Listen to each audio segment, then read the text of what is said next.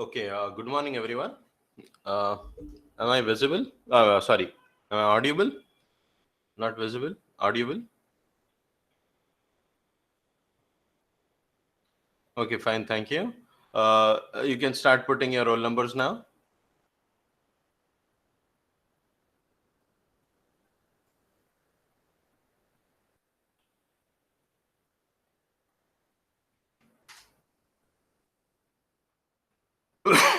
Yesterday, we left at the, uh, what do we say?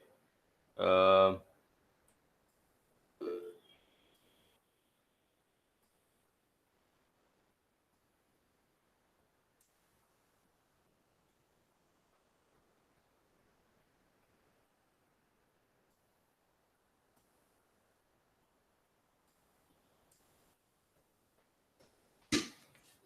okay, yesterday we left. We have seen the PHP part, and we completed till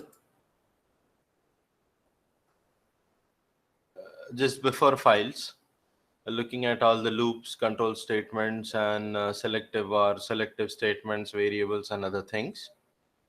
Uh, we will continue with the PHP part.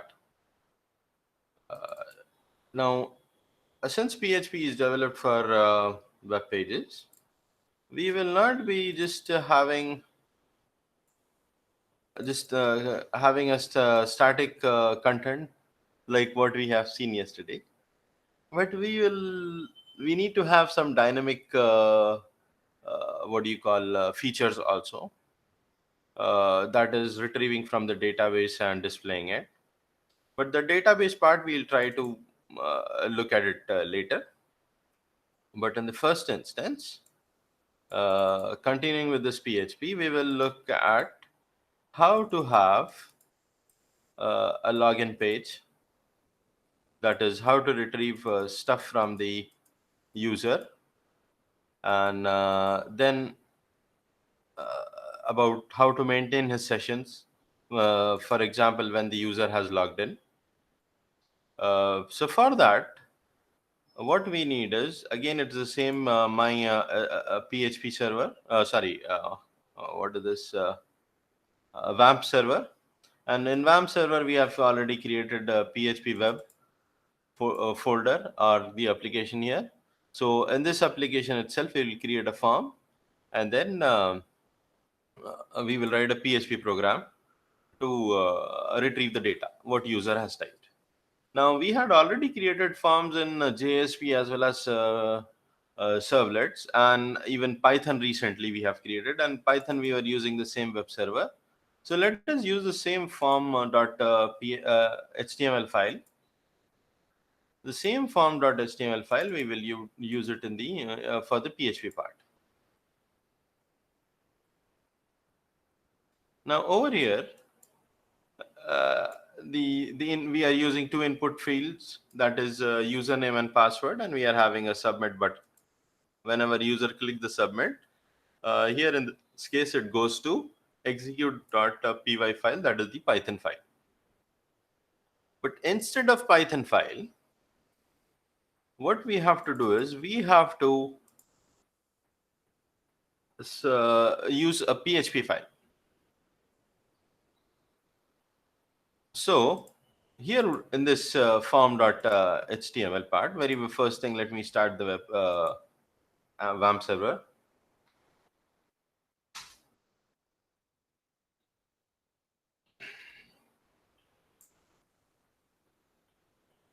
Let me open the web browser, and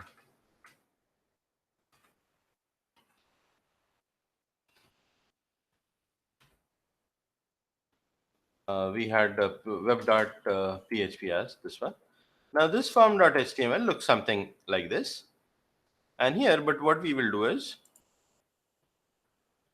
over here, instead of Python file, a Python file, we will use a PHP file for processing this.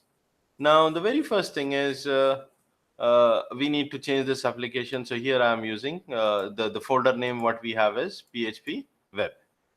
So here we'll make changes as PHP web, and here we will give the file name as, let's say, exec.php.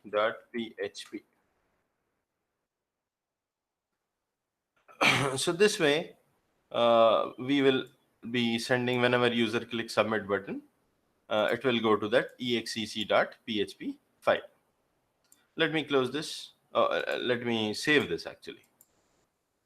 Next thing we will do is we will try to create exe.php file.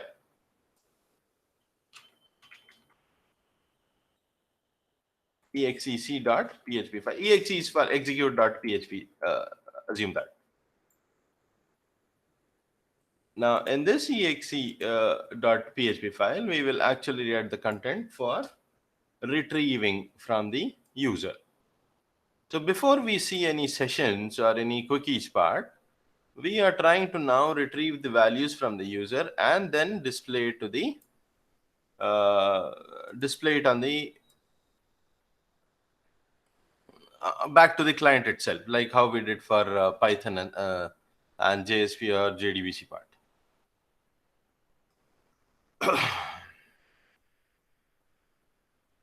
Now here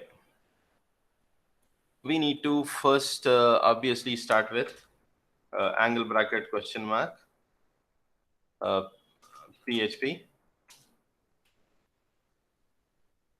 and then close it with question mark PHP. In this, we will be retrieving the values what user has sent from the field, that is uname and pwd. So, but here you should know that how the data is sent.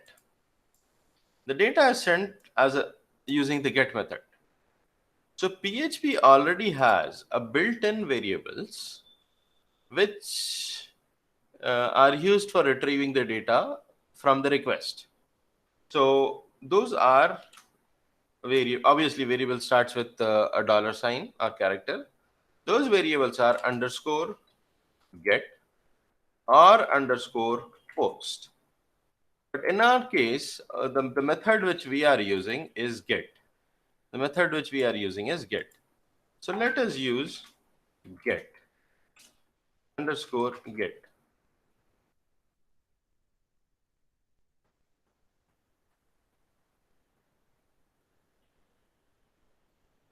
Is the text visible what I'm typing? Should I increase the font size?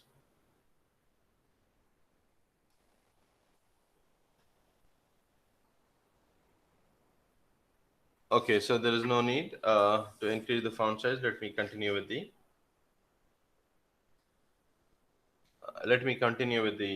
okay, no problem, no problem.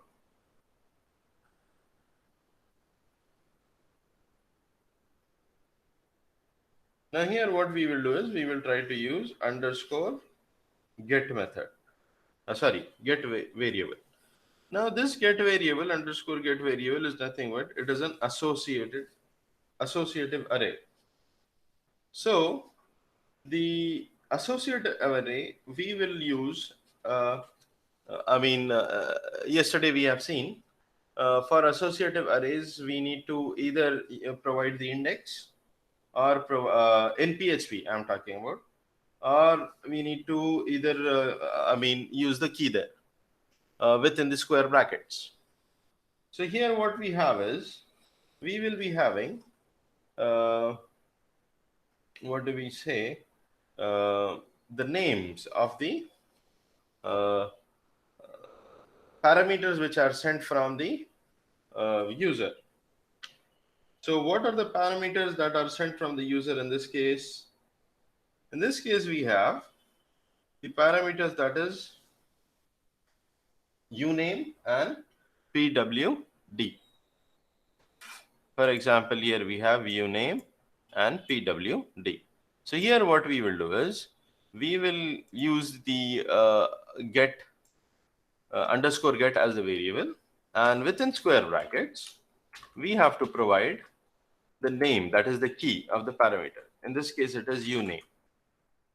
That is for username, uname, which is a name as a parameter, and pwd as another parameter. Uname and dollar underscore get within square brackets pwd. And these the values returned by these are nothing but the value which data which user types. So we have to save this in some variables. So let us give the name as the variables as dollar. Let's say str underscore. Let us call it as user equal to, and then dollar. Let's say str. We can give any name here. Let's say pass for password. So we have retrieved these two things using the get. But suppose if you have the method as post over here, if the method is post over here, you need to use post. So once we have retrieved, what we will do is we will just try to print it back to the user. Let's say user name, and then dot is a concatenation operator, dollar str underscore user we can use, and then again next line also we'll just have a print statement, print password, and then assign this dot dollar str underscore pass, and in between we will also provide the break.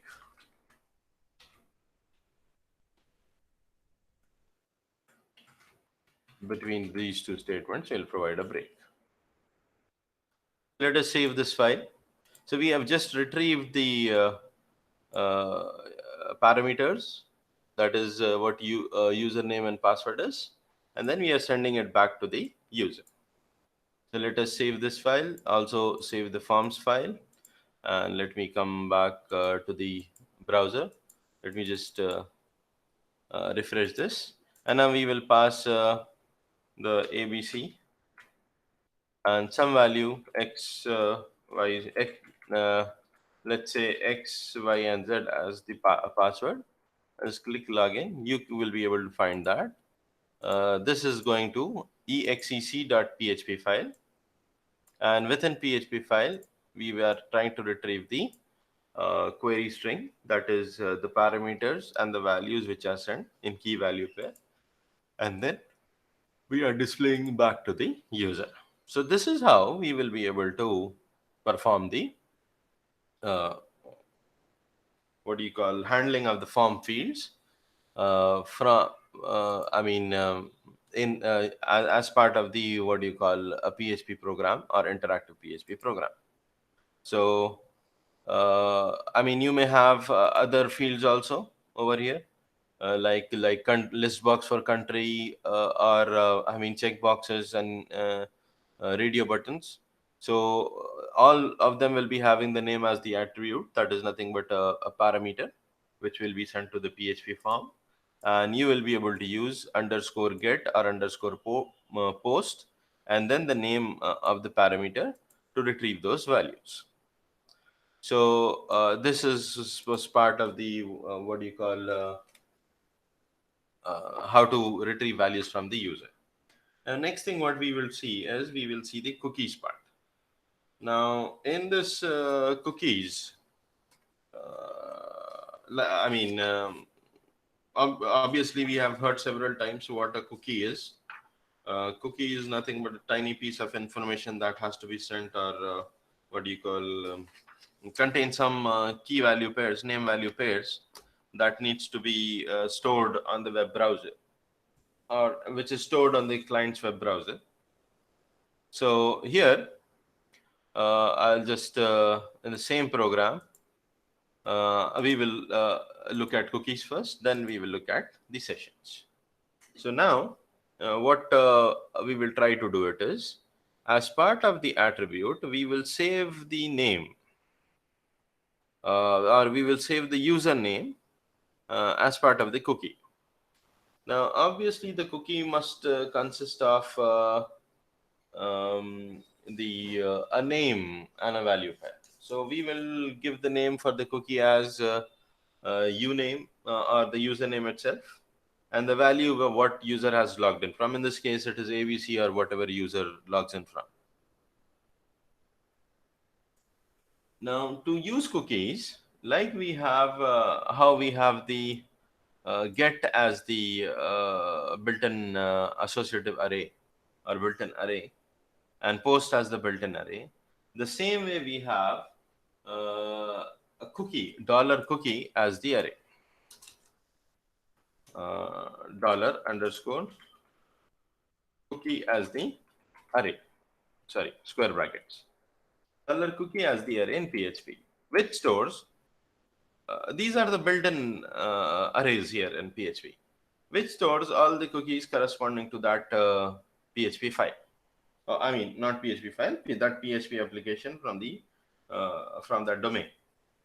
Now, to add the values to this cookie variable will be containing the cookies.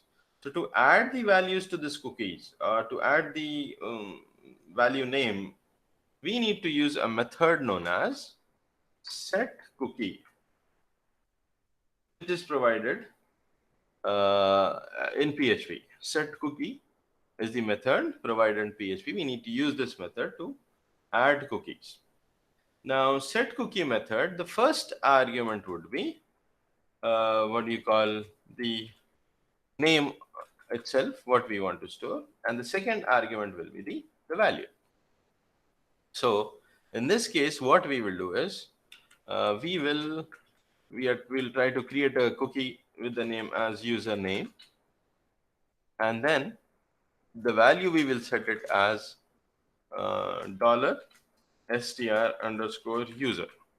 That is the same. Who our user has logged in. We are trying to create a cookie with his name. Now here also you can have so this way a cookie will be created. For example, let us just save this file and let me refresh this and pass A, B, C and X, Y, Z as the value. When I log in, it's giving me and it has also saved a cookie because this statement was executed. Set cookie statement was executed. As we have seen in our the JSP or the servlets part, that once we set the cookie, we will also be able to retrieve the cookie, the value of the cookie. So here what we will do is we will we will create, we will first check the username and password. I mean, we will have a login part. Like if it is what do we call correct login, authenticated one, then we will try to set the cookie. Else we will just say we'll not set the cookie part. So here in the same program, we'll use if condition. If here we had str user.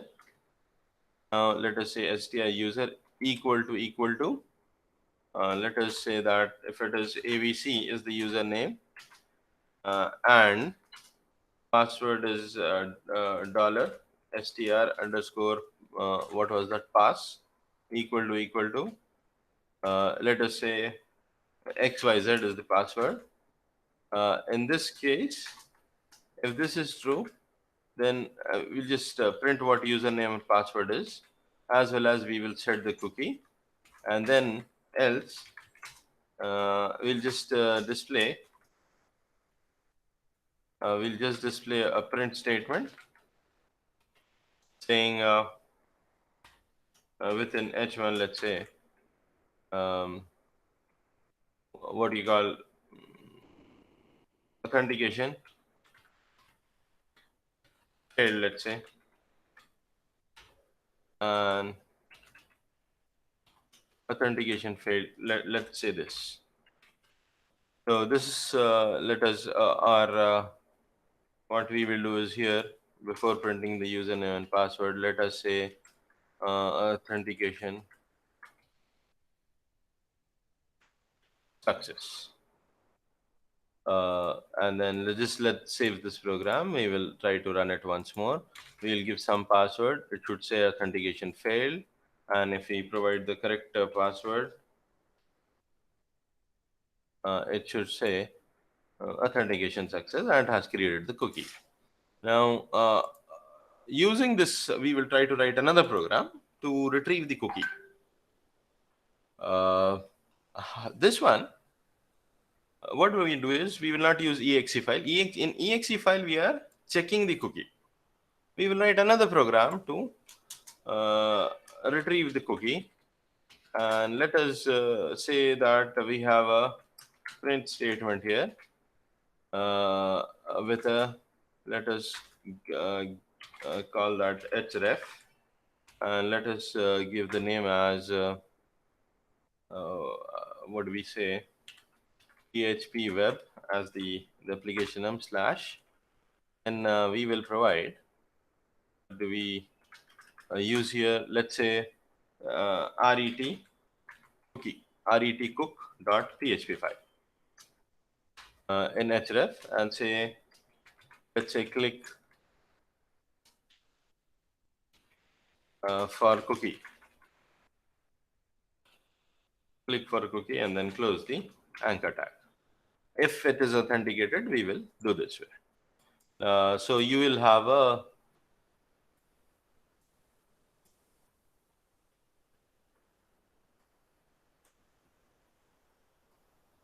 we'll save this file.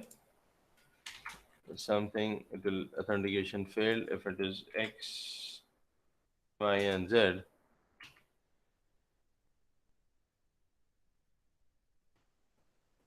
Just a minute. Why is it not displaying? It should have displayed the anchor tag. Oh, sorry. Here there's a problem again.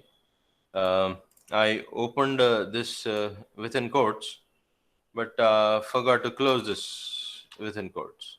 So let me save this. And now we have this file. Now when we click this file, obviously it's not found. We have to write the file here. So now we will go back and just write the cookie file, how to retrieve cookies. So what I'll do is, I have just closed this one, exe. Let me open it once more. This is the exe file. I'll copy everything from here, just it's easy for me to do that. And then I'll save this as, what was the name given, retcook.php file. So let me save this as the same retrieve cookie.php file. And now in this retrieve cookie.php file, as I told you, we already have, we don't need this username and password. We don't need these things also. We'll just keep it simple. User is authenticated. We don't have to set the cookie. We'll not even print these things. And we will retrieve the value from the cookie and display it here. Now, as I told you, we have a what do we say? Dollar underscore cookie as the already an array present in the PHP, through which we will be able, as an associative array present in PHP, so from where we can able to retrieve the cookie values. So what was the cookie value we used in exec program to set the cookie name? Cookie name was username. So we will use the same username over here, and then obviously this is going to return us the value of the cookie, so which is stored as part of username. So here what we will do is we will use a we will use a variable, let's say str underscore cook underscore, let's say what value, equal to dollar cookie, equal to dollar cookie. Now here, next statement, we will use print, and then say value of cookie, and dot, we'll use this variable, that is str cook value. Let us save this file. That has come back to our program. We'll just refresh it. Now this is we have created a cookie now with name as ABC and password. We have not created a password for the cookie. So let us click this. You will be able to find that. Now the cookie ABC, the name ABC has been retrieved. Now this is only a one cookie, but suppose if I also have to store the name, assume that physical name instead of a username, his personal name, not physical, sorry, his personal name. So what I will do is, if the user is authenticated here, I'll just let us use instead of username, let us say personal name, and instead of str this way, I'll just give the name as something known as what we call, let's say Jack, and then we will be able to retrieve this cookie with the personal name. Let me save this file. Then in our in our retrieve file, we will have this uh, statement where let us say cook value 1, value 2, and instead of username we will use personal name, which is part of the cookie, name of the cookie. And here we are trying to save cook value 1. Second, we will also save, we also print out retrieve cookie 1, let's say cookie 2, and instead of this we will retrieve value 2. Let me save this file, and then let me just click it here. Let us see what happens. It says there is a problem here. It's an error. Why? Because we have retrieving cookie with this name. The other cookie name doesn't exist actually. We have just written it here, set cookie, but we have not executed this part actually. So this thing is coming from the previous execution. So let's go back. Let's come here, just refresh this, and then let us say ABC and provide the correct password XYZ. And once we are here, now the statement for setting the for two cookies will be executed. So one with the username itself, that is ABC, and the second one will have Jack as the value. So now when we click it, we will have ABC as one value and Jack as the other value. So you can set multiple cookies using the PHP part code there, as we have all seen with respect to servlets and JavaScript. Sorry, servlets and JSP file. So this is how cookies are set. Always remember that the cookie these variables cookie or always remember that these variables cookie, that is underscore cookie or underscore get, or as I said underscore post, all these variables are already available or built in, or we cannot say variables, but these are the arrays which are built in PHP. And if you observe that all these has to be written, whatever built-in arrays we have in PHP has to be written as in capital letters. All of them will be in capital cases. So this is how we will be able to perform the cookie part.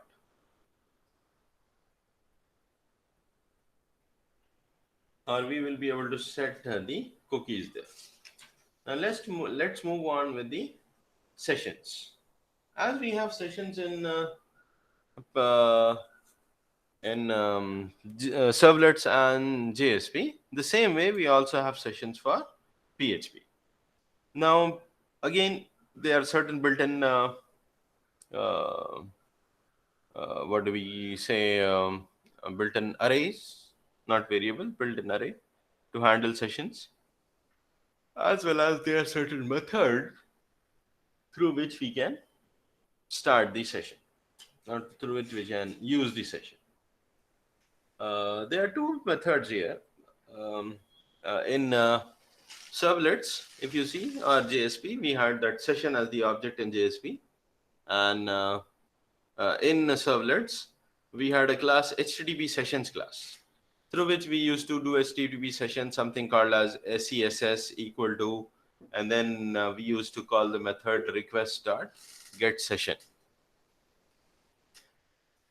In the here, and then session, we would be able to retrieve sessions.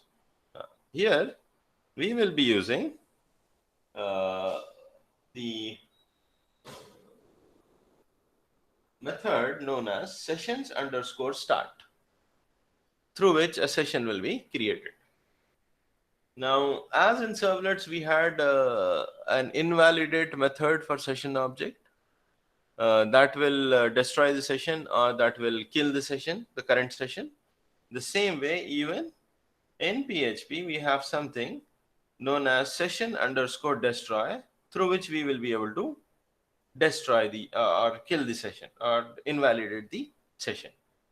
And the attributes of session, that is setting up attributes which can be accessible from multiple pages within the same session or the application. Like in servlets, we used, or servlet.js, we used get attribute and set attribute. The same way here, we do not have get or set attributes, but we have a session array through which we will be able to set the values for the attributes of the session. So here what we will do is, I'll not remove the cookie part. Let the cookie part be there as it is. In the same program, I'll just have the sessions. Now what we will do is,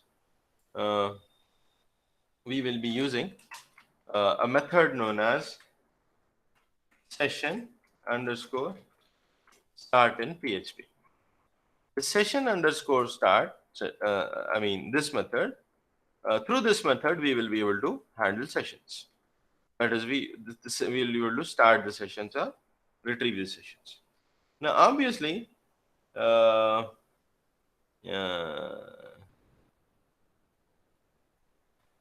when this method, what do you call, session start is executed in PHP, it will create a variable known as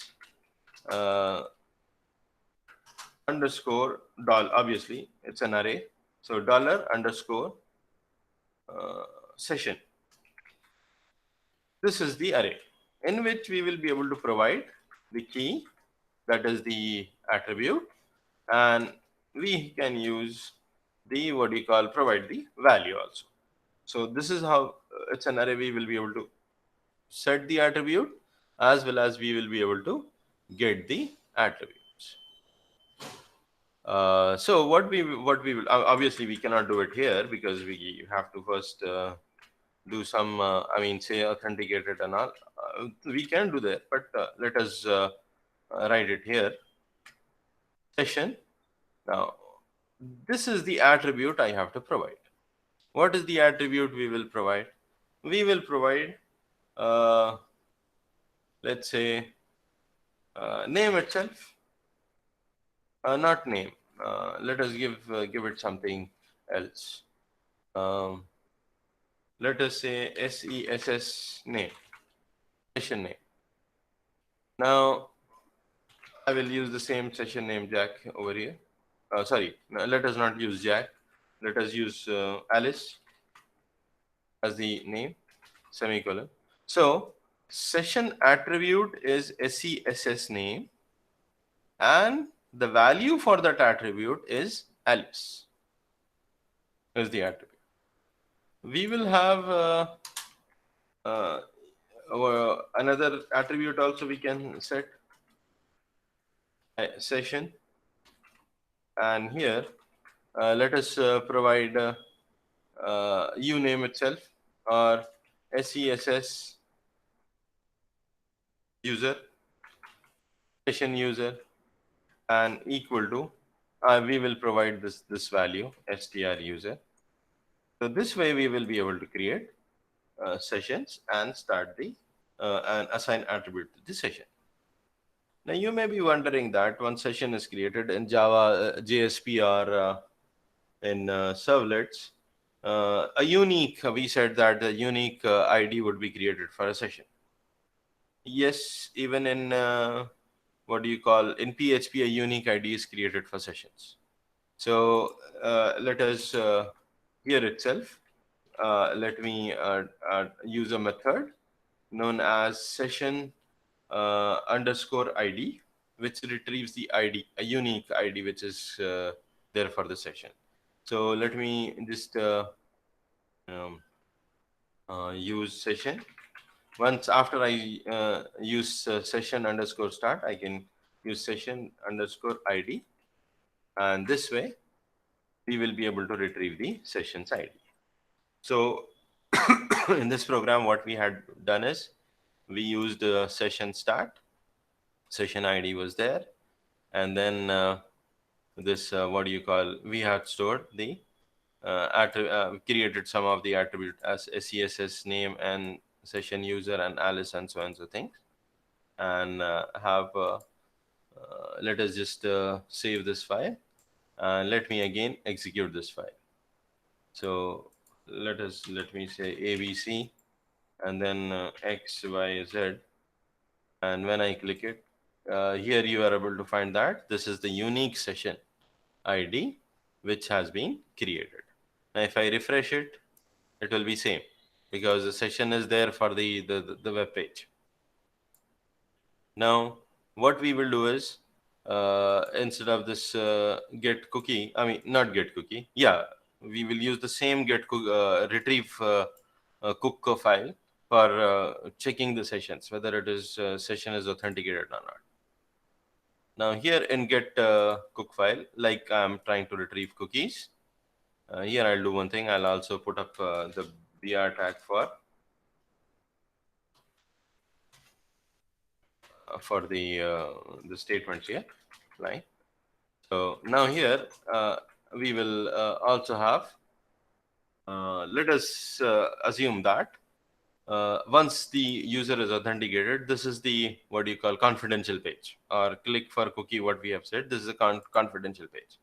So until session is created, without creating a session, you should not be able to come to this place.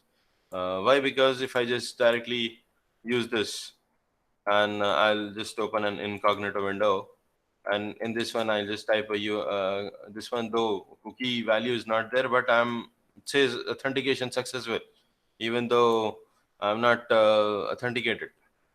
So this is the error what we are getting is just because cookies are not set. So cookies are not a problem here, but we are able to access the authenticated success or page over here. So our purpose now is to check that this everything has to be protected using sessions. So our purpose is that once a user, only when a user is logged in properly, he should be able to access this page. He should be able to access this retrieve cookie page. So in this page, what we will do is, since we already have a session attribute, we will just say if, and we can retrieve a session using this one. What is the here? Here we just let us say session name. Using the session name, we will retrieve the if session name. Let's say equal to not equal to. Let us say strlen of this session is equal to 0. That means the attribute itself is not present. Then we will say print. Let's instead of authentication success, here itself we will give authentication failed. Or it's actually a session failed over here. Else we will perform all these operations, that is able to set up the retrieve the cookie which is present there. So let us now save this part, and let me go back and refresh this page. And once I click this, What is this? On line 3, authentication failed. What is the problem here? Undefined variable session. Where was that undefined variable session? Okay.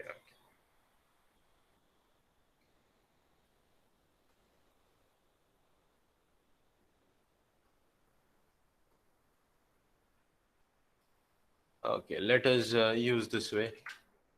If SESN equal to null, equal to null.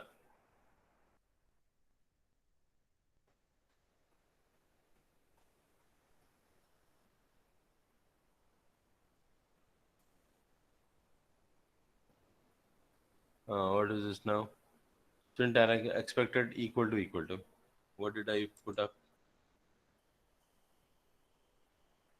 It is okay. Sorry. There should not be any brackets here. So session equal to. Again, it says undefined variable. Okay. No. What am I doing?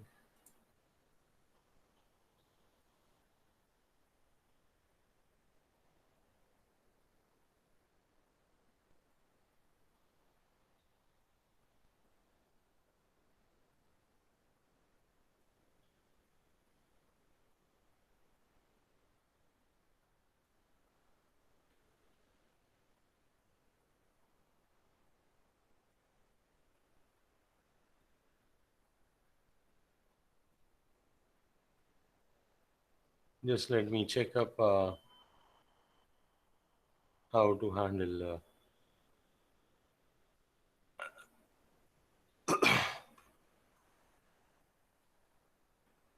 I'm just getting a problem in the this is session variable. Just let me check up once. Uh,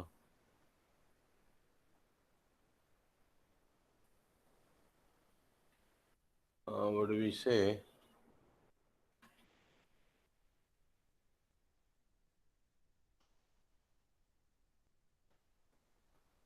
Where is the this one?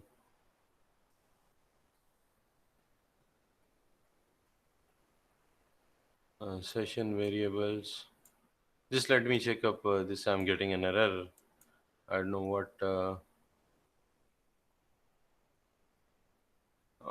is it saying. What is the output? Undefined variable session. Oh, okay. Hmm.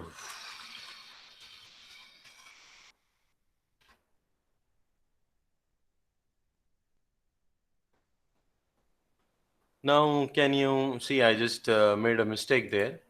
What I did was, until and unless I uh, say that session start, I will not be able to access the sessions variable here.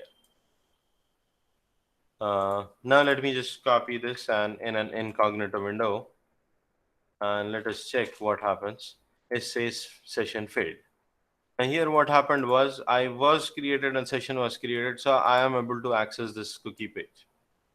But in incognito, just copying and pasting that URL to provide the authentication. Just copying and pasting this URL. But since here the session is not created, and I'm not logged in as a authenticated user, so that is why this is showing me authentication failed. So this is how we will be able to protect the authentication information or protect the confidential information using the authenticated information through sessions. Now, suppose here also let us do one thing. Let us use this print ID itself. Here we will print the ID. Let us just save this one and let me refresh it. So can you find this LNT and 6U4? This is same as the ID over here. So when I'm logged in a session and various pages, wherever you try to use this start session, the same, I mean, it gets what do we call accessible. That is, the session ID will be accessible, even the session variables will be accessible.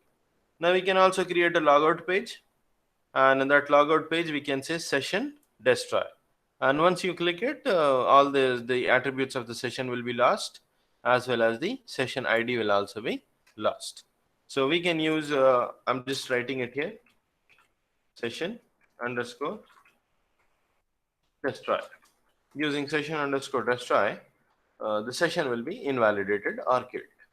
So this is how we will be able to use the cookies and sessions in PHP. So any doubts so far before we move on to the next topic?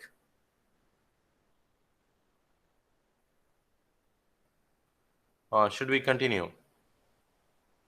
So this is how we are maintaining session, or we will be handling sessions part.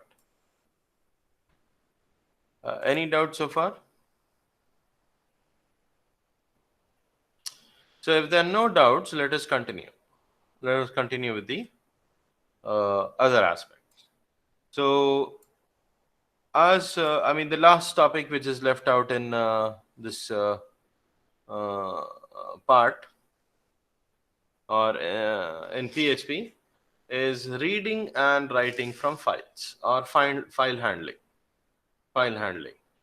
Now obviously, for file handling, we need to open a file in some mode, and then we can read or write on the file. So let me create a new PHP file here. Let me call this file as let me call this as file operation op operation.php, file operations.php. Now in this file operations.php, let me just close all the other this one. In this file op, or file operations.op, again we will have that angle at question mark PHP, and then question angle bracket for PHP. Now here we will write some PHP, I mean file operations, or some code through which we can perform file operations. Now obviously the files can be opened in read mode, read and write mode, only write mode, as well as write and read mode, and append mode. Now for opening file, opening a file, so any operation you try to do, you first have to open a file. So for opening the file, we need a function fopen. Using fopen function, we will be able to read the file, or write onto the file, or append onto the file. So what we will say is fopen, and then we will, the first argument will be the file name. So let us say data.txt, assume that we have a file, and the second argument is the mode. In this case, let us assume that we are reading from the file. So we will use R, read mode. Now once we have opened it, this will give us return us a handle, a file handle, so that we will be able to perform operations on that file. So what we will do is we will have dollar, let's say file read, because this is the, any name you can use it. Let us say file read. So file read is now the handle for us, which corresponds to the data.txt as the string. Now to read the file, I can use a method known as what do we to read lines of the files. I can use a method known as fgetS method. Now these methods are much similar to the what do we call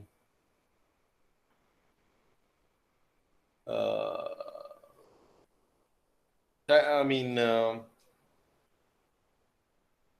the more similar to file operations in C and C++. But anyway, We have a function fgetS, which will retrieve line by line, reads character actually from line, and we need to provide two arguments here. One is the way which file we are trying to read. So this is the file handle which we have to provide here, comma. Then the second argument will be number of characters. So if I give 50, 50 characters will be read. Actually, it is not 50; it will be 49 characters which will be read. The last character will be end of the file marker also. So this is fget. We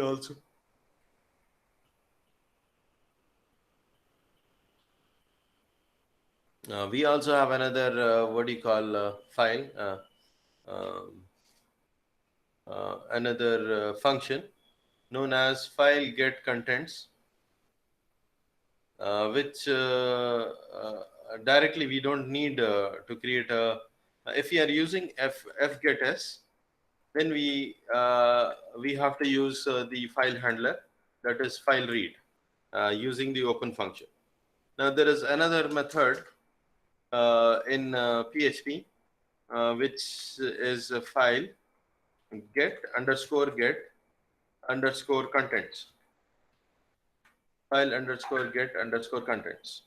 Using this, we will be directly be able to read the entire content of the file just by passing the file argument.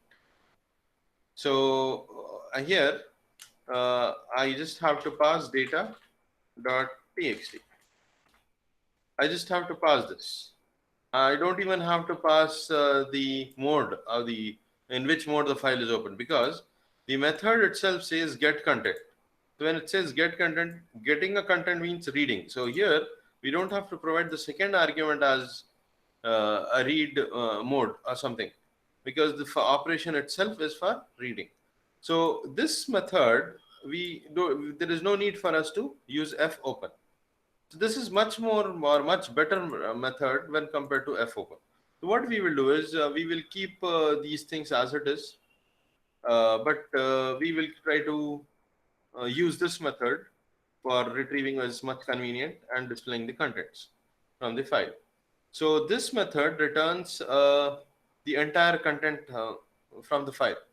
So that content we will try to store it. Let's say dollar. Let's say content, and then semicolon and end. Let me use semicolon here also. End it. And then what we will do is we'll just print the content as it is. Print the content as it is. Now, where are we printing this content? This file is actually in your PHP server. That is data.txt file is in your PHP server. And from that server itself, we are trying to read this file and displaying the content to the user. Actually, you're displaying it to the user. So let me save this one, and let us try to just create a file. I'll just have some content here, and let me save this file with the name as data.txt. Content with the name as data.txt. So data.txt is here, and we have the file op.php as the content for reading from the files. Now let us open the web browser, and here I'll just type file op.php. And you can see the entire content has been read and displayed. Now it's not getting displayed on different lines.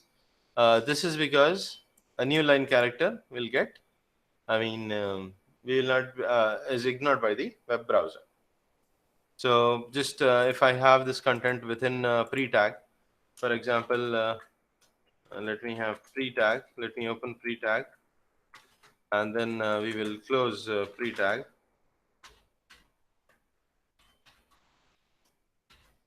Let us execute this way. So now you can find that it is there in the pre-formatted content. So pre-tag will not ignore white spaces or extra white spaces or new line characters. So this is how the entire file can be read and displayed. So that is why we are using print as the content. Now, in the same way, we will be able to write onto that file. We will be able to write onto the file. Now, just for writing, let us use this read file. Let's say a file. Okay, read file. Let us keep it as it is. I'll just create another handler for the file. Let's say write. File write and f open. I'll say output. Let's say output.txt, and instead of R mode we will use W mode for writing. Now, for writing onto the file, we can use a function known as fwrite. Using fwrite, we can use a function like we use the function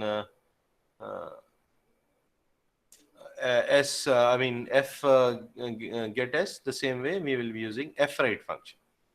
So let's use fwrite, and this fwrite function, you have to pass the handler, file handler.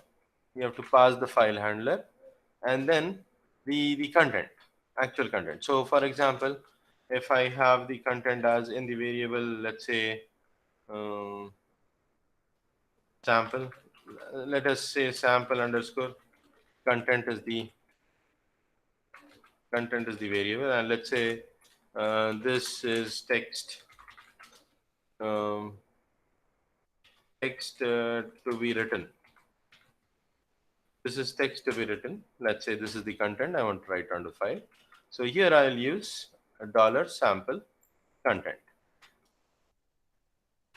So what this will do is it will write this content onto the file output. So let us save this one, and there is no output.txt file here. So once I execute this, you will find that there is output.txt file created. So once we open this file, you can see this is the text to be written is being displayed.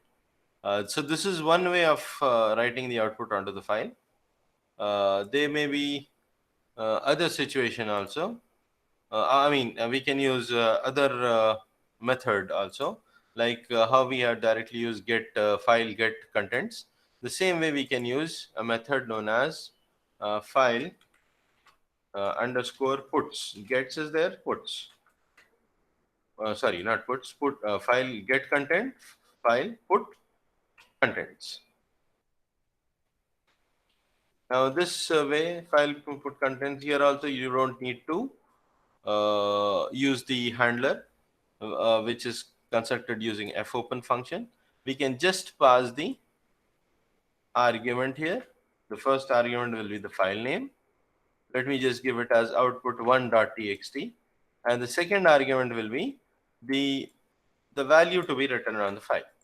So in this case, we have this is stored in sample content. So let me just save this file. Let us say this is text to be written. Let me also say 1, and then let me execute this statement. Now, if you see, once we execute this statement, we get output 1 also there. So when you open it, you can see that this is the text to be written 1.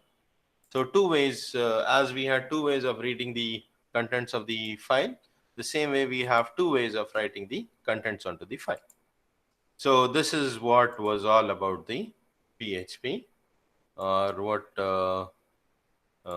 as part of the PHP. There's so many other things also in PHP, but as part of the PHP, or as part of our syllabus, this is what we had.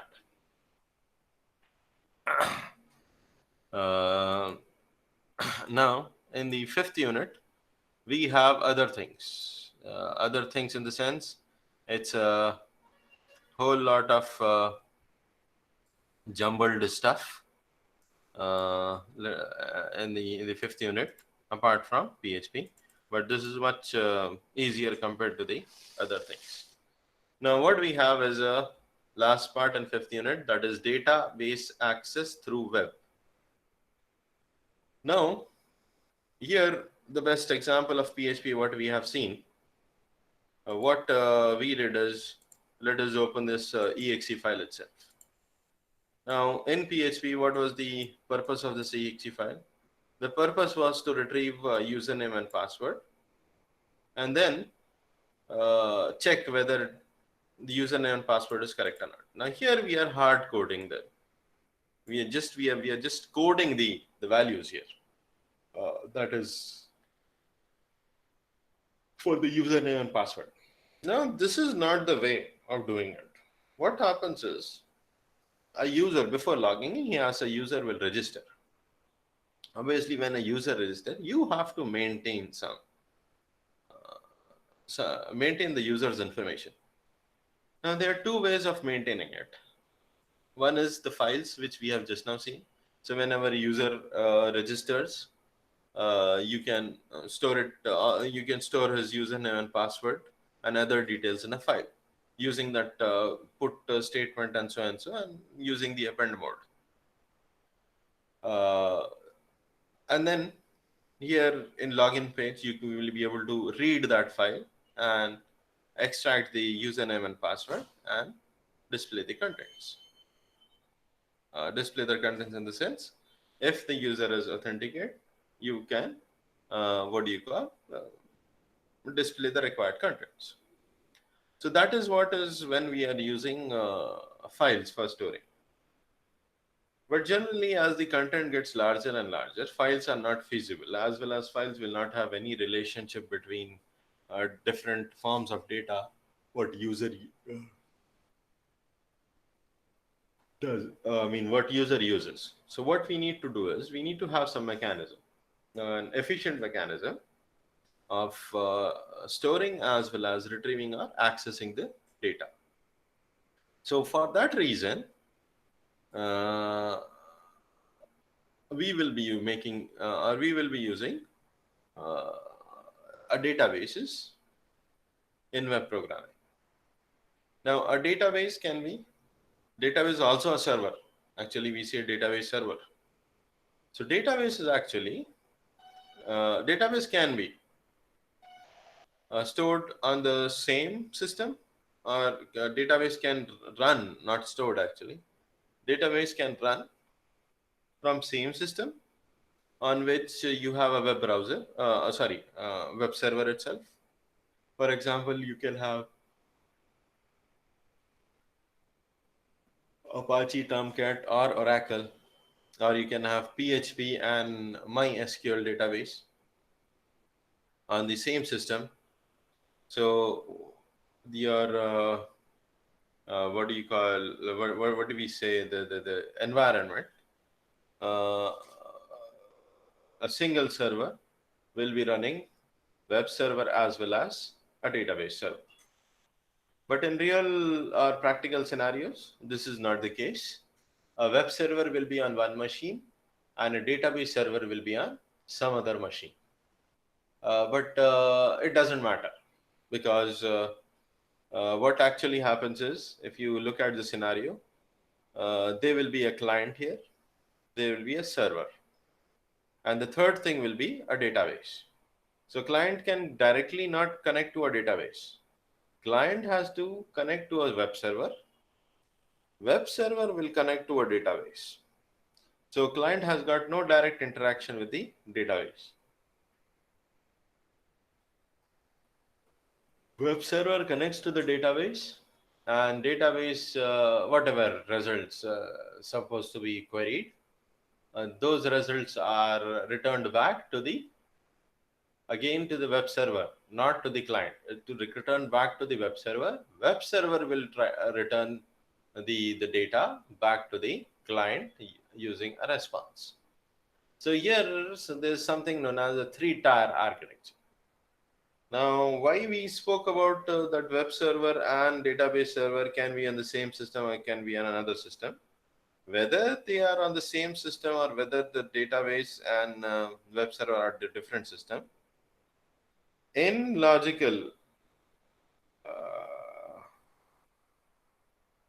logical sense,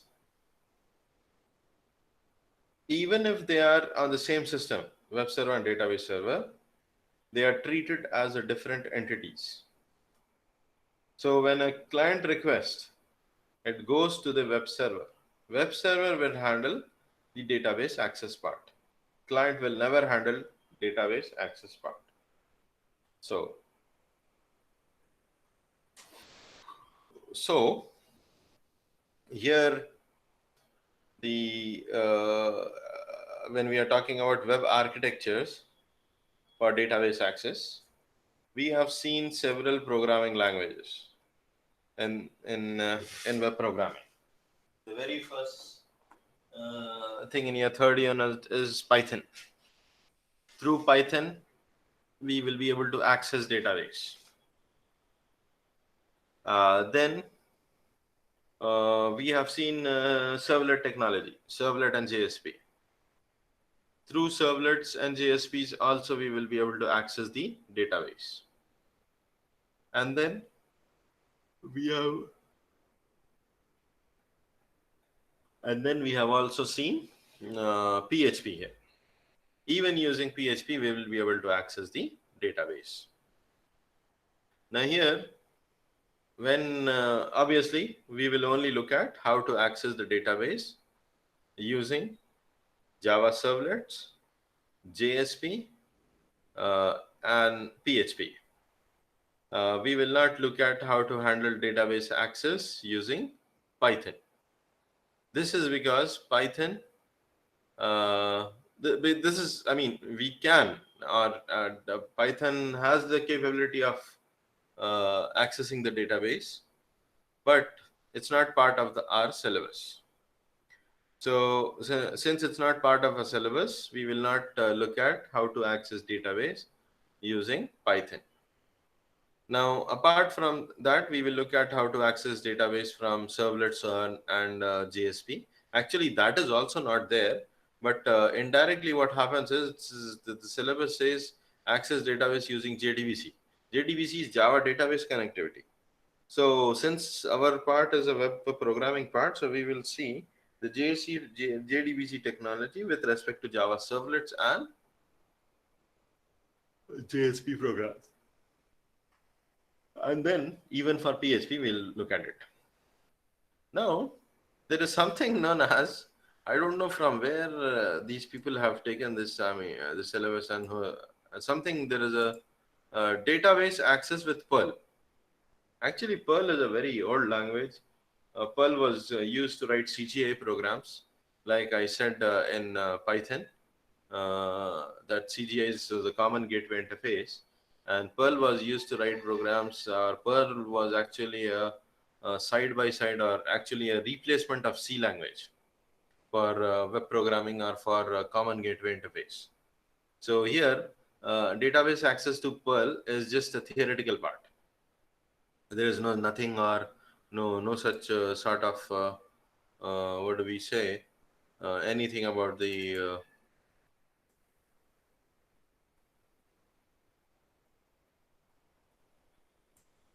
anything about any programming part or so. Even in your lab, you don't have this thing.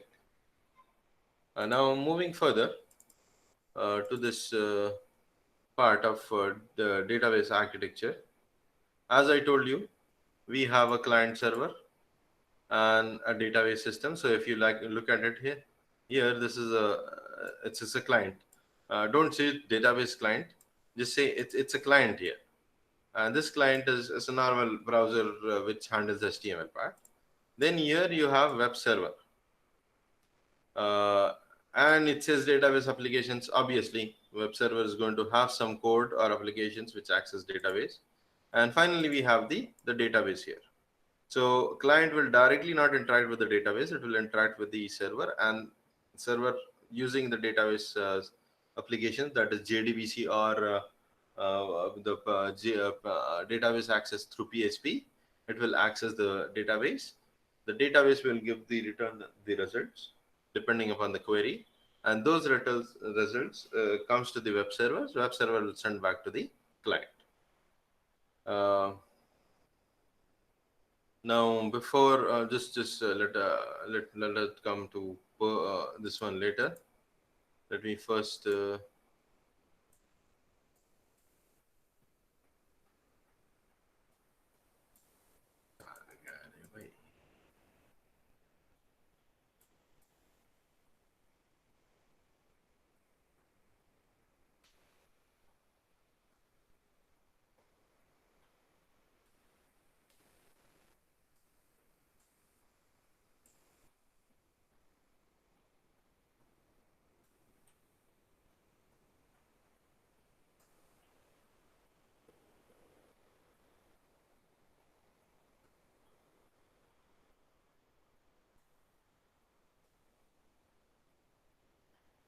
Just let me cross check this part.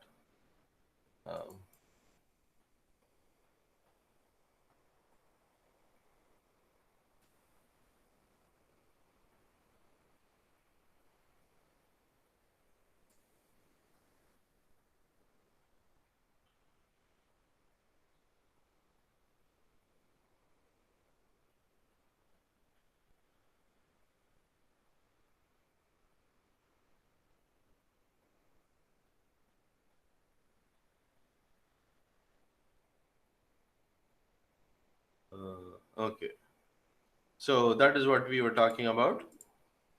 Uh, the architecture of the client, web server architecture, which is in between the database server and the client. Now the next part is database access with Perl. I don't know from where they have taken. I could not find it in any of the prescribed textbook. So I just we will only concentrate about database access with PHP and with JDBC. Now, since we are just now here with the pre-PHP environment itself, we will look at the program for how to for accessing database. Now here, the PHP, when we are talking about database access through PHP, uh, which database server are we using? That is the main issue. Now you can use, actually, when we talk about database access, actually database access is independent of which database server is being used. Sorry, it's the other way around. The database can be anything. We can have any database. The issue is that we have to use dependent code or statements just to the extent of how we create connection. Apart from that, all the SQL statements to access the database will be same, irrespective, or it's independent of the database. So in PHP, if we are using PHP, we can use Oracle database also. We can use SQL Server database also. So, and MySQL database also. But in general, what happens is, if you look at the, what do you call, the architecture, where is the architecture gone? If you look at the architecture, now here for PHP we are using WAMP server, and they can be any database. Database can be Oracle, or it can be MySQL, or so and so things. So here in this PHP code which resides on the web server, we need to have drivers to access this database system. Now that drivers are nothing but provided by the vendor itself of the database systems. And these drivers also obviously has to be compatible with the web server. So that is one important thing you have to remember, that just by writing a code in any language, we cannot directly connect to the database server, because databases are written, they are commercial applications. So those databases cannot just directly by writing the code cannot be accessed.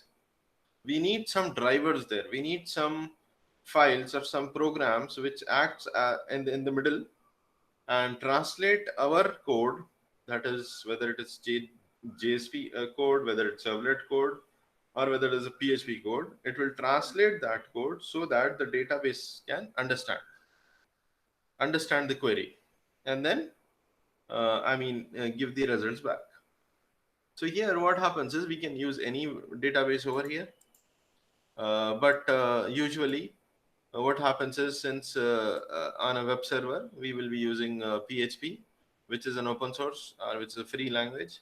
The same way, PHP has got much efficient compatibility with MySQL. So has got with MySQL server. MySQL server is an open source and free database server.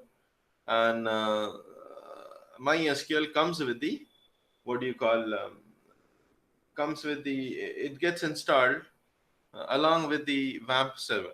So when we are installing WAMP server, PHP is also getting installed, as well as with PHP, MySQL server is also, sorry, MySQL database, not server, sorry. MySQL database also getting installed. So since there is no compatibility issue with respect to PHP and MySQL, as well as PHP and MySQL, actually PHP has methods so that it can interact, or has the drivers through which we can directly interact with the MySQL database. So we will be using MySQL database when we do PHP. Now with respect to the Java, or not Java, let's say JDBC, because JDBC can be used for both inside Java servlets as well as JSP programs. So what we will be doing is, we will be having we here also we will be using MySQL server itself. So we can use Oracle also, it doesn't matter. But if we use Oracle, we need to have uh, a driver. Just let me show you the,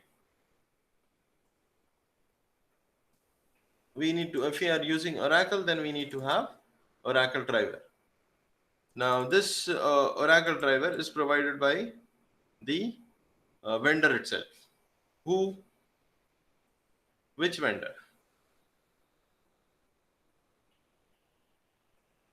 Oracle. The vendor means Oracle.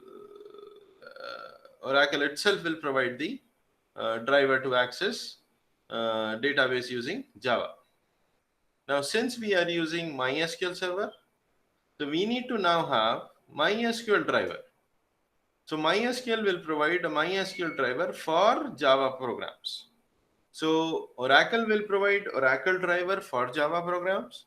The same way, MySQL server will provide MySQL drivers for Java program.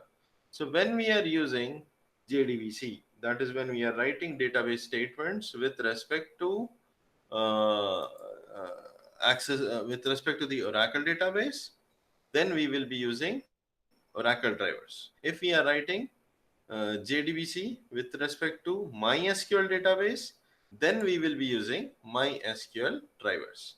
Now these drivers are nothing but they are packages. Drivers are packages. They are collection of what do you call, functions and classes, so that we can create the objects and connect to them. Now, can you see this highlighted? What do you call? I have selected one file here. Now this is the jar file. The name is mysql underscore connect underscore java and the version. This is the package, or this is the jar file, which is used used to connect between Java programs and the database programs.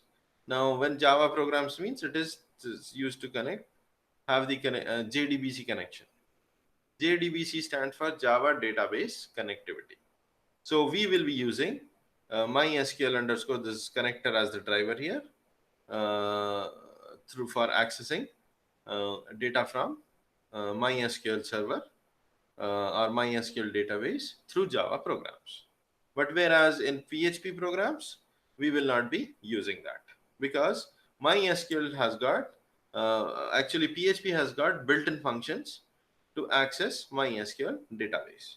So this is the driver you have to use when you are doing JDBC programs, or when you are writing JDBC programs with servlets and JSP to access the database, a MySQL database. So remember this one. Remember this. Remember that we need. Without that, we will not be able to execute. This is the same way as, if you remember, we need something known as servlet-api.jar file for handling the servlets part. So the same way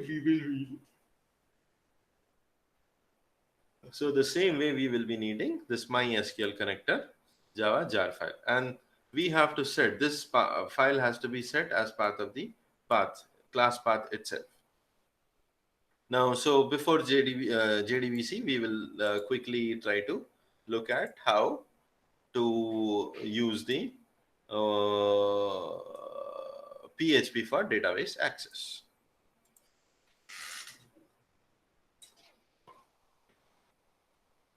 Now, let me create a new file. Let me say that let me call this as what do you call?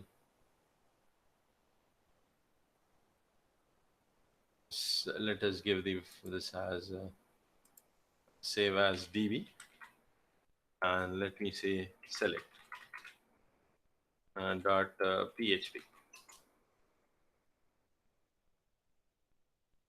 Obviously, here I need to start with PHP as the tag and close the PHP tag. Now here we have to use a function MySQLi connect. I stands for light. MySQLi connect as a function. Now this function will be returning us a connection object. So we will have dollar connection. It will return us the connection object. Now this connection object, the first argument will be the IP address. First argument is the IP address. Second argument is the username. Username for what? Username for database access. Username for database access. And password. Password for what? Password for database access. So every database server will be having username and password. And then the last argument will be the DB name, database name. Remember that first argument is the IP address. IP address of what? IP address of the system where we have the database server. Now, since when database server, we are saying database server comes with the WAMP server itself along with the PHP. So that means WAMP and PHP are running on the same machine. WAMP is running the PHP on the same machine, as well as WAMP is running the database, that is MySQL server, on the same machine. So IP address in this case will be IP address is a string, so it can be a local host or it can be an 127 or loopback IP address. Now here, suppose if you have a database on separate machine or some other machine, then provide the IP address of that machine on which your database server is running. Then here, this one will be the username. Let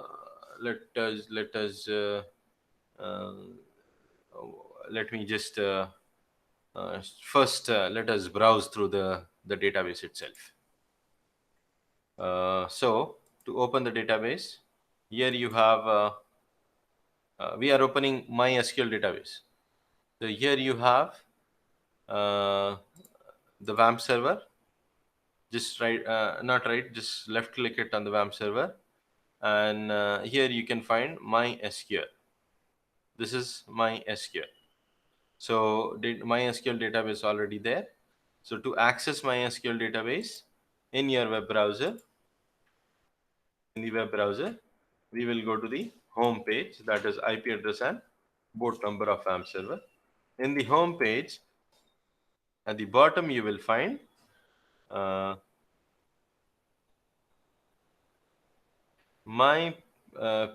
my admin.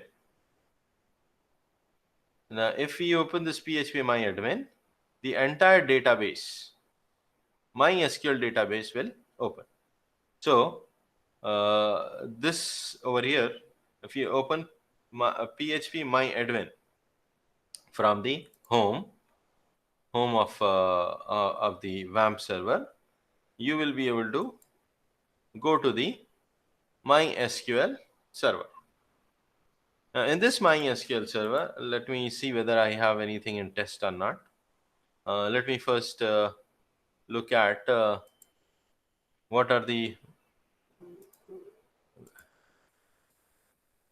Let me first look at what are the users I have here. I have a user. There is no user test.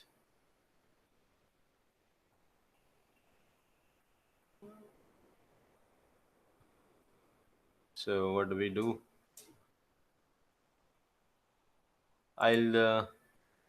Yes, there is a user test here. I don't know what privileges it has.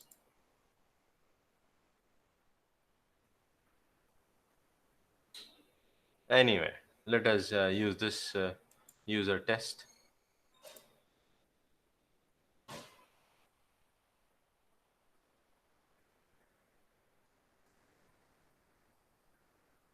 This user WP test.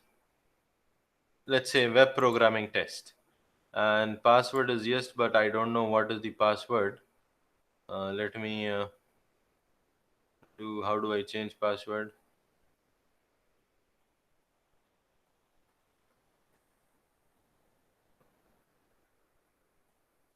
Okay, let me change the let me keep the password as WP pass.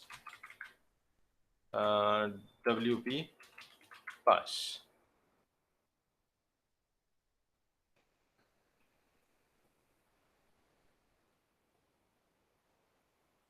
And let me just save this. So I know now my I there is a user WP web programming test as the user I have created, and password is WP pass as the password.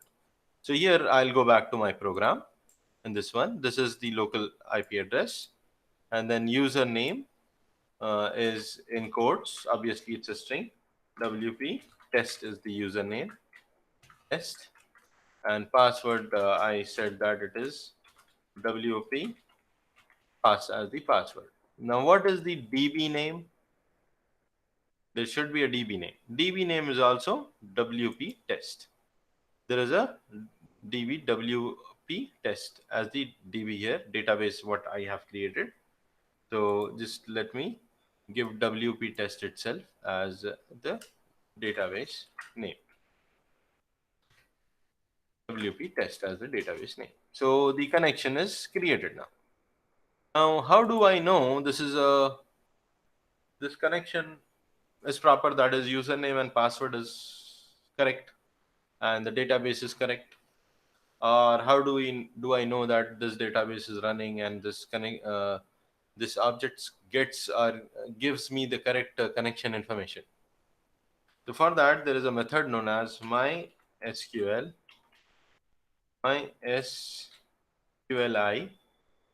mysqli underscore connect underscore errno, means error number. Now, if this returns as any number, that means there is an error. Our database is not, the connection is not proper. Here I can just say print error. If it's not, print error. If it's not, I can also use the error number. If I directly just say print error dot use this, it will print the error number and the information about what whether it's a connectivity error or whether it is authentication error or whatsoever. Now, if this is not, then I can continue. If this is not, then I can continue with the rest of the what do you call program. What would be the rest of the program now? This I said is a select. Now there are two types of queries. One is the query, one type of query where a query in the sense SQL queries, where you can send a select statement and get the information. It will not change or manipulate the database. There are other types of queries. For example, insert, update, and delete. These three types of queries will try to manipulate the database. Now here we are trying to use select. Select means we're just querying and we get some result back, and that result we have to retrieve it. and display it to the user. So here what I will do is I will be using the the query. For example, uh, I'll be using a query to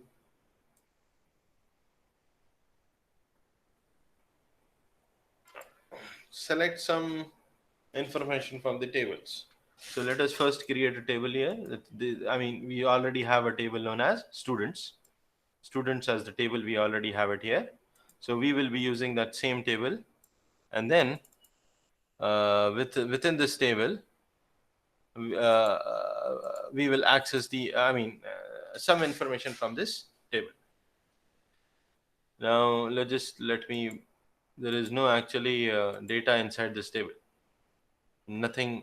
Sorry, there is a data. There are 4 rows in this table. SID is 1. Roll number is. I'll just increase the font. It will be easy. There are 4 rows in this table. So we can retrieve these rows from the table. Now, how to perform this operation is that the very first thing we have looked at is connection. Now, if this connection is false, we will simply say die. There is a method known as die, and we will just provide my SQLi error underscore error as the method, and we will pass the connection. So we are saying this connection to be dead. So the program will not move further. If this is not true, this is true. That is, there is an error in the database connection. It will print the error, and the connection is closed. The program will not further execute. The PHP will not execute further. Now, if this is false, that means the connection is correct. There is no error. If the error is false, that means there is no error. Connection is good. Now we will be able to proceed with it. The first thing I will write is I'll create a variable $SQL, let's say SQL str SQL string. Now this SQL string, let us say it is select star from, what is the table name here? Table name is students. Table name is student. Select star from students. Now this has to be passed as a query. This has to be passed as a query to the database server. The connection we have created. Now we should be able to pass query to the database. Now just just give me a minute. I'll where is this?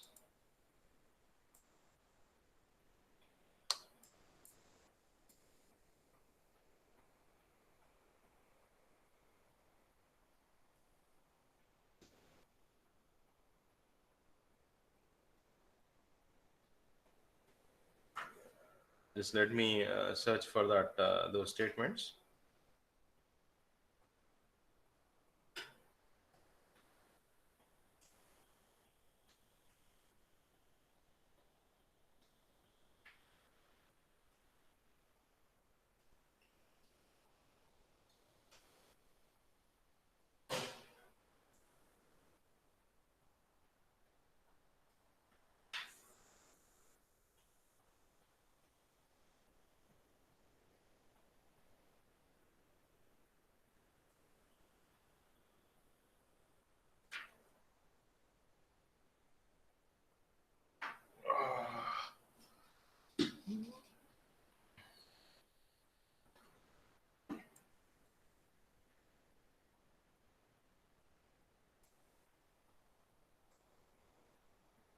Just give me a minute. I'm just trying to search for the statements.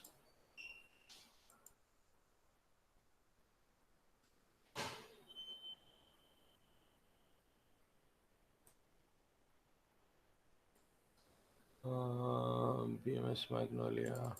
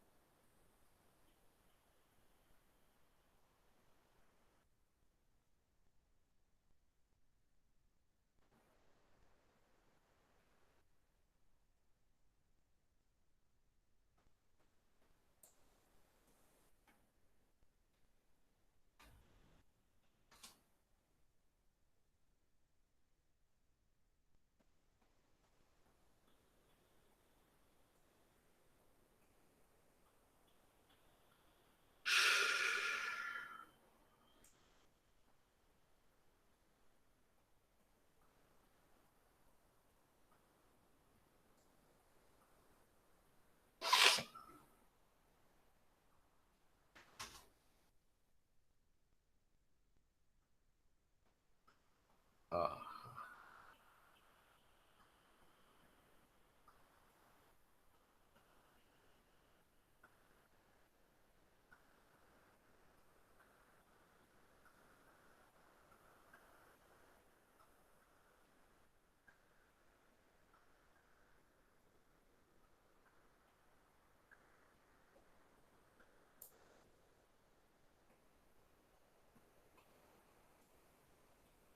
okay, fine. Hmm. Actually, I had a problem with my database there, so I was just trying to search for which statement. Now here, obviously, we will say so and so SQL error and so and die, and then here we will say select star from students. So this is the query. Now this query has to be sent to the uh, MySQL server. Now for the MySQL server, we have already created a connection. So we will be using this connection object and using the arrow means hyphen and greater than symbol. This is used in PHP for accessing the members of that class. So connection of the object. So connection is an object. Then we have a method known as query. This method query, in this method query, we have to pass the SQL query.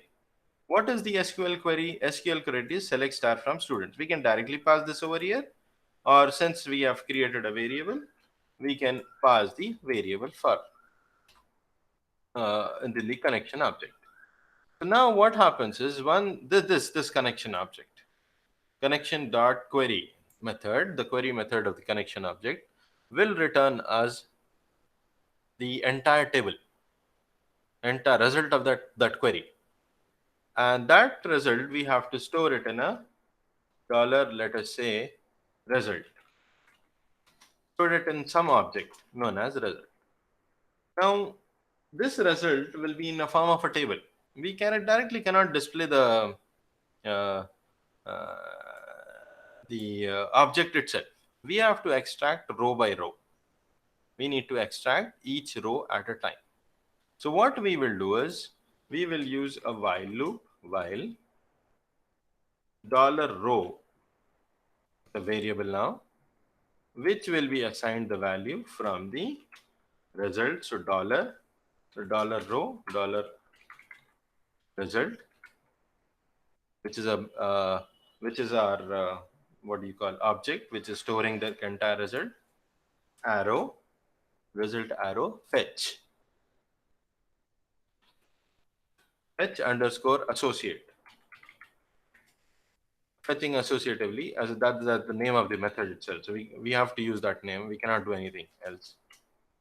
So with this one, so this while method will be fetching rows one at a time till the end of the table, or till the end of the result. So one at a time result will be fetched till the end of the table, or till the end of the last till the last row. Now, once the results are fetched, what do we do now? We will use print statement and print what?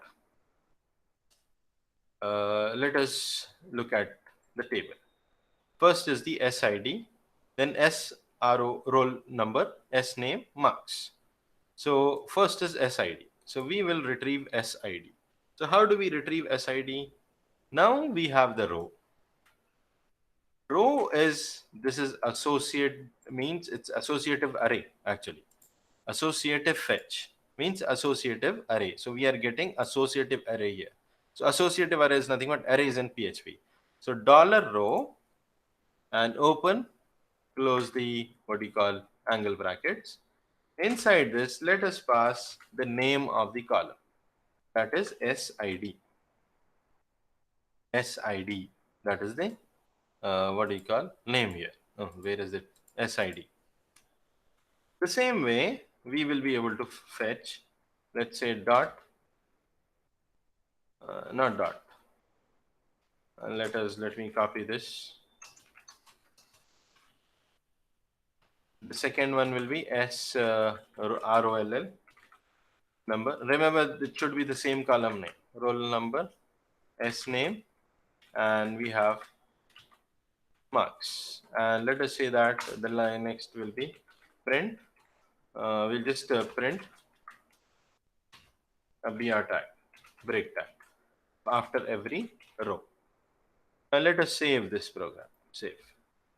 Obviously, at the end, we need to close the connection. So that is done using mysqli underscore close. Like we used mysqli underscore connect to open the connection, the same way mysql underscore close to close the connection. And we have to pass the connection object here for closing that connection. Now let us save this program and let us execute this program. The name of this program is dbselect.php. Now I'll just come here.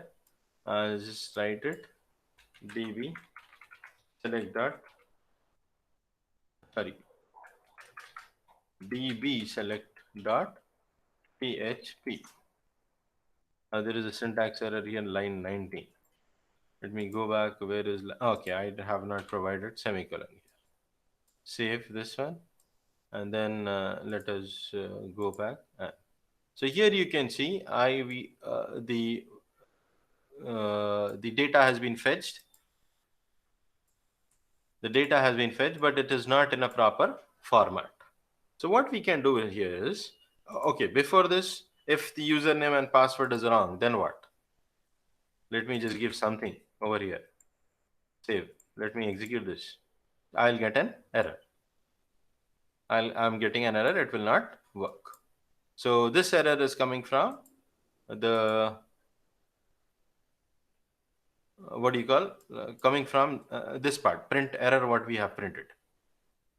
And this die will disconnect it, so disconnect the connection, so these things will not execute.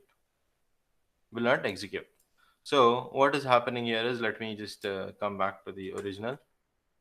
What was that? WP pass. Okay, fine. Now we are getting the data here. So what you can do is, now we will be able to format this data in how the way we want. So in the db select, for formatting the data, what I'll do is, let me just use a print statement here. Let me create a table. Let us create a table here, and then this will be a row. For each row, this has to happen. So at this place, I'll say print. I'll use tr as the as the tag for row, and obviously after printing, I should not give br here. I should actually close it with tr. All these things should be within td tag, table tag. So I will just quickly try to add here angle bracket td, and this should be closed with appended to the row. So I'll just copy this part, and here, sorry, at the end also I have to close that /td. I'll be closing this. Now what I'll do is, I'll just quickly copy this part and add it at every stage, as well as the last part of appending the td. So what is happening is, and then in the last statement, very end, I'll just close the table tag. What is happening is, I'm trying to open the table tag, and after that, in the while loop, depending upon the number of rows we fetch here, tr tag will be created. Those number of rows using tr tag will be created, and in each row, td will be the cell, and these are the values which will. Sorry, there is a problem here. Okay, these are the rows that will be. These are the cells that will be filled up to create a row. Just let me quickly save this one and execute it. So once we execute, you can find that this is within a table. I mean, the border is not visible because here we have not just given table tag. let's say, let's give border as 1, and then you will be able to clearly identify what are the so this is displayed within a table. So this entire content is nothing but from where is this is yeah, entire is content is from this table, what is stored over here. So this is one way of what do you call uh, accessing the database. So here what we are doing is we are just retrieving the values, fetching. A query is there which where we are fetching the values. uh, the same way we will be able to now insert a value, update a value, as well as delete a value. So what I'm going to do is I'll just look at I just copy this what do you call db select file, is paste it and let me say insert. Let me say insert. Uh, Now this insert, uh, I'll just make some changes in this. Now here we will not have, insert will not have all these rows. Insert file will not have all these rows. We'll not have even have a table, and the query will not be SQL select star from student. Query will be a different query. Query will be insert into student. I think the table name is students. Insert into students, students. Insert into students. Values. Let us give the value as, what is the value? SID, S roll number, name, and marks. So let us insert values 6 as the ID, and name as, let me give the name as, no, roll number was there. So let us use roll number as 105. And then the other one is name. I don't know what is the name we are using here. Let me give the name as CCC. And then marks, let us give the marks as 95 point, let's say 45, and then close. So now this becomes our insert statement. And then for the insert statement, we will not be now using what do you call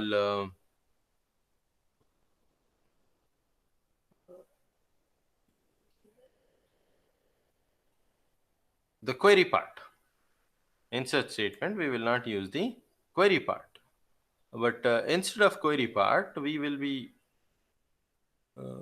using some other function, so that we will be able to add that. So what we will do is we will try to, just a minute, I found sizes.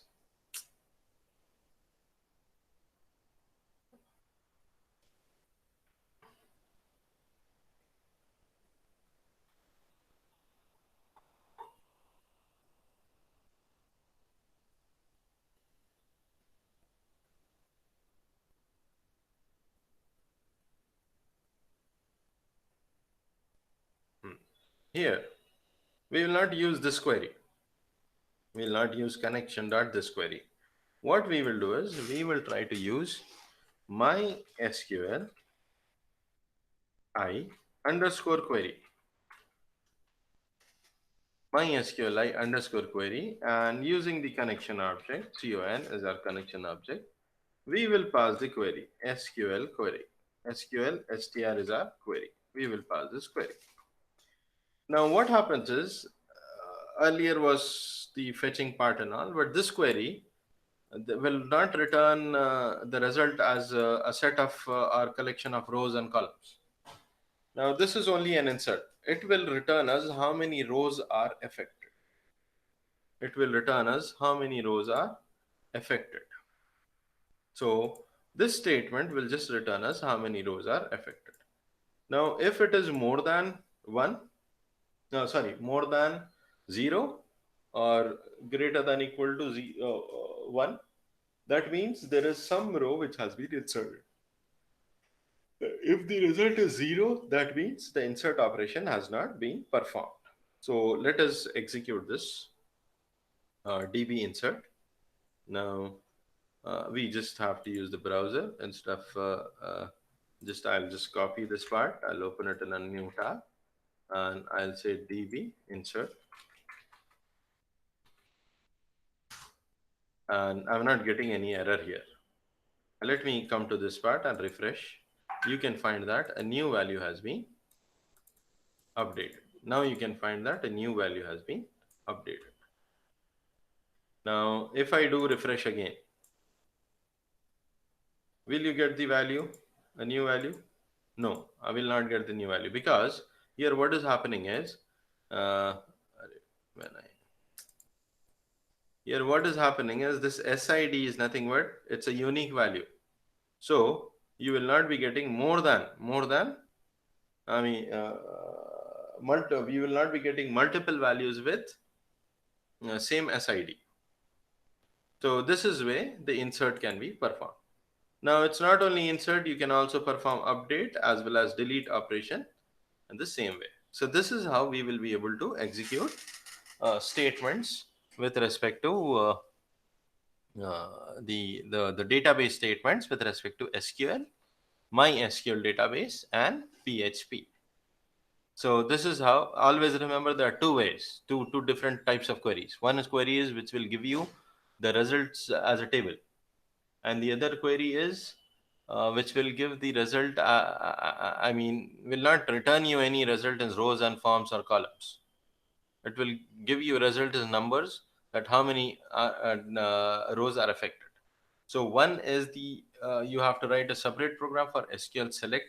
That's a separate issue itself using separate function. And the other one, you need to write program using SQL what do you call query, for insert, update, and delete. So these are the two different types of programs. So this is what is about PHP with this is about PHP with the MySQL database, or accessing database using PHP. Now the next one, or the other one, is the last topic which is left out, or which is the part of the syllabus, is JDBC, or Java Database Connectivity. Now, what is the time now? Just a minute. Okay. No problem. Now, that is the very last topic which is left out. Sorry, I could not keep track of time. Because I had to. I mean, I cannot leave that database connection in between. Sorry about that. I just exceeded. More than 2 hours actually. So the last topic. Let us just wind up this part. No problem. Let us wind up this part. The last topic in your syllabus is the JDBC connection, Java database connection. So we will continue tomorrow with the JDBC connection. Actually, there is no class scheduled tomorrow, but I think you don't have any other class except web programming. Is that correct? Just anybody can reply. Is it correct? Okay, so since there is no other class than web programming, so what we will do is, that class is not scheduled tomorrow, but we will join at 12, because it will only take an hour for me to explain that JDBC part. We will not have a lengthy class of 2 hours or so. So I just need an hour, 45 minutes to an hour to complete that JDBC part. So can we schedule a class tomorrow at 12? Is it fine for everyone? Just anyone reply. Okay, no problem. Very good.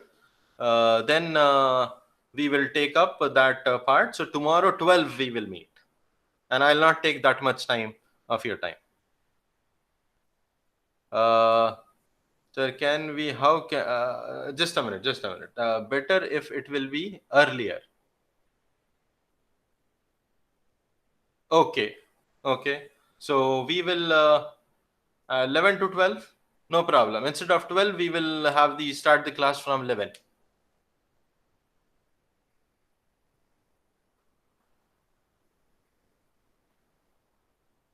We will. I'll just put up a message on the WhatsApp group. Uh, Acha hai, 11. Uh, can't we make it at 12? Because I have some Mr. Uh, some roll number 59 is asking to be from 11. Let's make it 12. I will not take that much time. Let's make it 12. Okay. Now there is a question. Sir. How can we store data in MySQL database through forms? Oh, yes, we can store. Through forms also we can store. But do you have patience to listen?